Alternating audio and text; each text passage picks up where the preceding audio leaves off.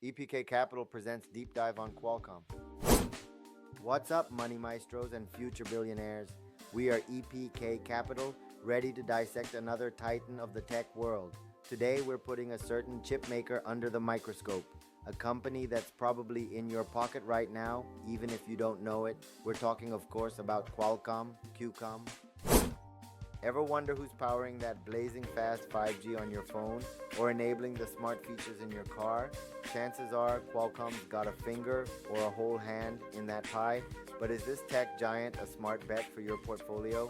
Let's dive in, shall we? And remember, we're using data accurate as of October 2025. So, who exactly is Qualcomm and who's steering this ship? Founded in 1985 by 7 visionary individuals, including Irwin Jacobs and Andrew Viterbi, Qualcomm started as a contract research and development center for government and defense projects. Fast forward to today, and they're a global leader in wireless technology, particularly known for their Snapdragon processors that power a vast majority of premium Android smartphones and their extensive patent portfolio in CDMA and 5G technologies. While there isn't a single promoter group in the traditional sense like you'd see in some other markets, Qualcomm is a publicly traded company run by a board of directors and an executive leadership team. Currently, the CEO is Cristiano Amon, a long-timer at Qualcomm who's been instrumental in their 5G strategy. He's the guy making the big calls, pushing them further into new markets like automotive and IoT. Alright, enough history. Let's talk cold hard cash. We're going to rewind 10 years and look at Qualcomm's financial performance. Think of this as their report card. Looking back at their revenue, Qualcomm has shown impressive growth. For instance, in fiscal year 2015, their reported revenue was around $25.28 billion. Fast forward to fiscal year 2024, which ended in September 2024, and preliminary reports indicate revenue closer to $36.4 billion. That's a solid climb, showing their ability to capture market share and innovate. We're talking an average annual growth rate of roughly 3.7% over that decade. Not explosive, but steady, especially for a company of its size. Now let's talk profits. Net profit can be a bit more volatile due to legal battles or large investments, but generally, Qualcomm has been a profit-generating machine. In FY 2015, net income was around $527 billion. For FY 2024, preliminary figures suggest net income in the ballpark of $9.5 billion.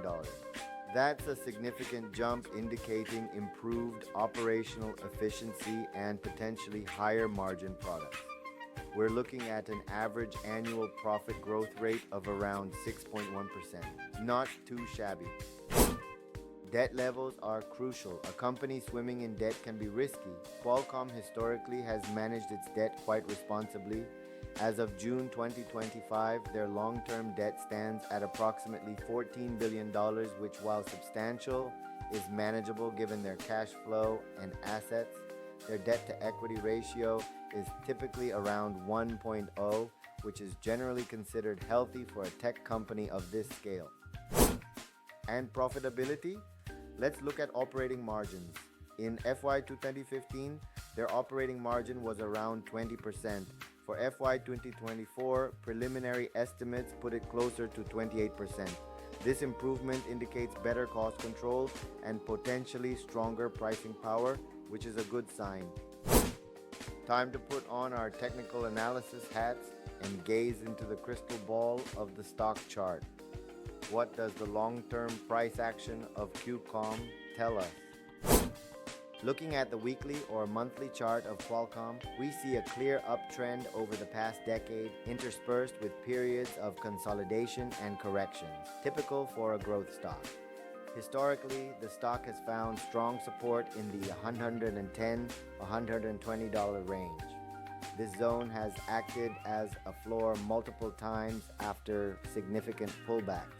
On the flip side, resistance has been encountered around the $210 mark in recent years. Breaching this level could signal further upside potential. Now, for our favorite oscillator, the Relative Strength Index or RSI. When the RSI dips below 30, it often suggests the stock is oversold and might be due for a bounce. Conversely, an RSI above 70 can indicate an overbought condition, potentially signaling a short-term correction. As of October 2025, the RSI on the weekly chart for QCOM is hovering around 55, suggesting it's neither extremely overbought nor oversold, sitting in a relatively neutral zone. This indicates the stock is currently moving with the broader market sentiment without strong immediate momentum in either direction. Now, for the moment of truth for all you value investors out there, is Qualcomm a bargain, fairly priced, or are we paying for pie in the sky? We're going to channel our inner Benjamin Graham for this one. Benjamin Graham, the father of value investing, taught us to look for a margin of safety. While his exact formulas are a bit dated for today's tech giants, we can apply his principles. We'll consider metrics like price to earnings, PE ratio relative to historical averages and industry peers, and also look at price to book PB value.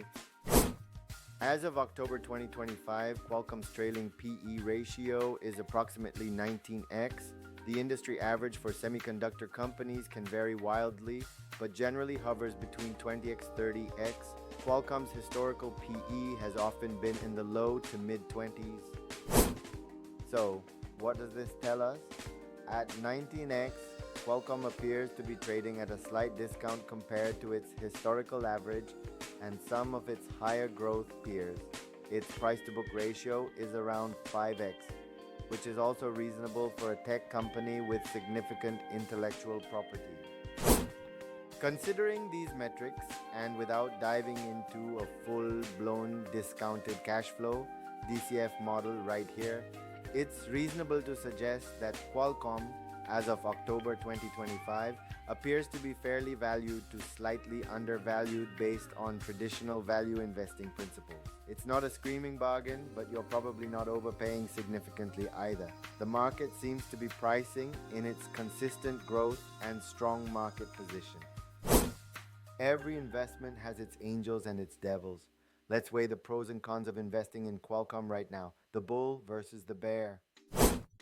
The bull case, reasons to be optimistic. Qualcomm is a clear leader in 5G technology, with a massive patent portfolio and crucial chip designs. As 5G global adoption continues, they're perfectly positioned to benefit. Think about the billions of devices still transitioning to 5G globally. They're not just phones anymore. Qualcomm is aggressively expanding into automotive, infotainment, ADAS, IoT, smart homes, industrial, and RF front-end solutions. These are high-growth areas that reduce their reliance on the smartphone market. Qualcomm generates substantial free cash flow, allowing for consistent dividend payments, currently yielding around 2.5% as of October 2025, and share buybacks, returning value to shareholders. Their technology licensing QTL division, despite past legal battles, remains a highly profitable and high-margin business, providing a stable revenue stream.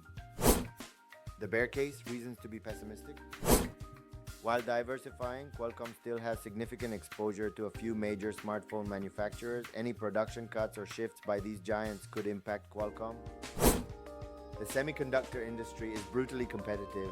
Companies like MediaTek, Apple, with their in-house chips, and others are constantly vying for market share. Qualcomm has a history of legal battles and regulatory scrutiny over its licensing practices. While many have been settled, future challenges could always arise, causing uncertainty.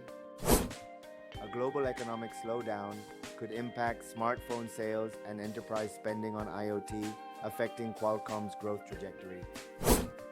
While largely resolved, the potential for future disputes over patent royalties always looms, albeit diminished. Before we wrap this up, let's do a quick FinWiz check. on a couple of important points. Qualcomm has certainly had its share of headline-grabbing legal battles, most notably with Apple and various regulatory bodies globally, like the FTC and the EU antitrust regulators, regarding its patent licensing practices. Essentially, critics argued Qualcomm was charging excessive royalties and leveraging its market dominance unfairly. While many of these disputes have been resolved or are in the past, e.g., the Apple settlement in 2019, the FTC appeal win in 2020, the history highlights the regulatory risk inherent in their business model. Currently, there are no major ongoing scandals or controversies of that magnitude as of October 2025, but it's always something to be aware of. Global market position. In the global market, Qualcomm is an absolute powerhouse. They are the undisputed leader in smartphone application processors, especially for premium Android devices. They also hold a dominant position in 5G modem technology. Their expansion into automotive is making significant inroads, and they are a key player in the nascent but growing IoT chip market. Their global reach and technological leadership are undeniable. So, there you have it, folks, a deep dive into the fascinating world of Qualcomm. We've seen a company with a strong history of innovation and growth, particularly in the critical 5G space, and an impressive track record of financial performance over the last decade, with healthy revenue and profit growth and manageable debt. Technically, the stock shows a long-term uptrend with identifiable support and resistance levels. From a value perspective, QCOM appears to be fairly to slightly undervalued, offering a reasonable entry point based on current metrics. The bull case is compelling, driven by 5G leadership and diversification into exciting new markets like automotive. However, the bear case reminds us of intense competition and the ever-present shadow of regulatory risks.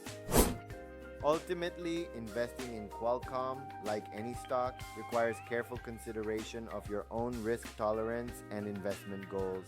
Is it a tech giant poised for continued success, or are the competitive pressures and regulatory scrutiny too much to bear?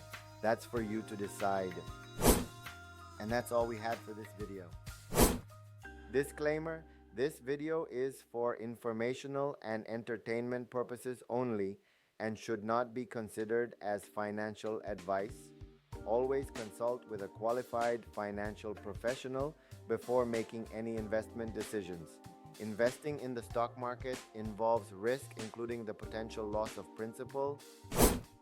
Don't forget to like this video, subscribe to the FinWiz channel for more in-depth analyses, and hit that notification bell so you don't miss out. Let me know in the comments below what other stocks you want me to break down next. Until then, stay smart, stay wealthy, and keep those portfolios growing. Peace out.